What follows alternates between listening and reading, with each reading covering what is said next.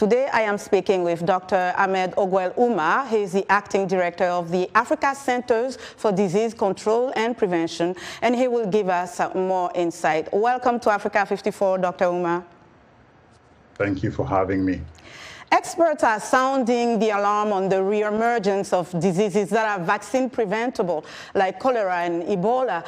Why are we seeing so many diseases that are coming back in the surface, especially when they are vaccine preventable? There are two main reasons. There are many reasons, but two stand out. The first is the disruption in routine immunization across the continent has resulted in immunities of certain communities dropping, and therefore these vaccine preventable diseases then start to take root in those communities. The second reason is our health systems are under so much pressure that diseases that are relatively simple to manage and handle quickly start to show a bigger threat because they're allowed to circulate within the community for longer times. And these are both directly related to the COVID-19 pandemic, which has hit the whole world really hard.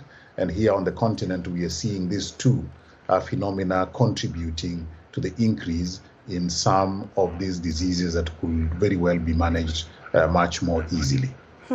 And speaking of the COVID-19 pandemic, the pandemic has revealed some significant gaps in public health emergency preparedness, as well as the resilience of health systems across Africa. So the continent has often relied on the global community to tackle some health emergencies. How is the Africa CDC ensuring that African countries are prepared for health crises? And also, what will it take for African countries to be self-reliant when it comes to health crises and health emergencies? This pandemic has actually exposed the weakness of the health systems globally, not just in Africa. And here on the continent, we are doing something about it. To make sure that we are able to handle future health outbreaks and disease threats even more efficiently, we need to do three main things. The first is we must have our institutions that deal with public health to be well established, well resourced, and efficiently run. When those institutions are in place and functioning well, it means that any small outbreak can be able to be controlled before it becomes a big outbreak. The second thing we must do, and we are doing, is to improve the capability and capacity of our health workers. We need to train the right health workforce in the right numbers, give them the right tools, and then deploy them where they are needed the most. When we have this in place, it means we'll be controlling outbreaks much faster. The third thing that we need to do as a continent is secure our own supply chain. We must manufacture from simple things like masks to complex things like vaccines here on the continent, so that when we need these tools, we can be able to access them quickly and respond even faster than we did.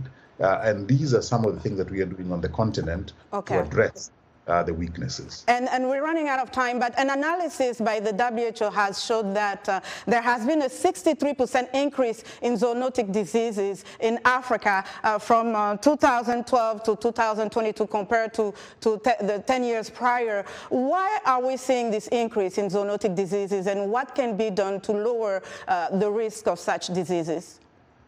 Two main things why we are seeing an increase in zoonotic diseases. One is climate change. It is exposing parts of the environment that were before not exposed to the human population. And the second reason is our health systems are right now able to pick out more infections, more pathogens than we had been able to do in the past. What we need to do is improve the way in which we do surveillance within the animal, plant, and bird populations. That way we can be able to know in advance which bacteria, viruses, etc. are affecting those populations, and we prepare for them. Our health systems as well need to be stronger in picking out diseases within human beings early, so that we do not allow them to spread and become larger outbreaks. Okay, Dr. Ouma, thank you so much. We have to leave it there. Thank you for joining us. We appreciate your time.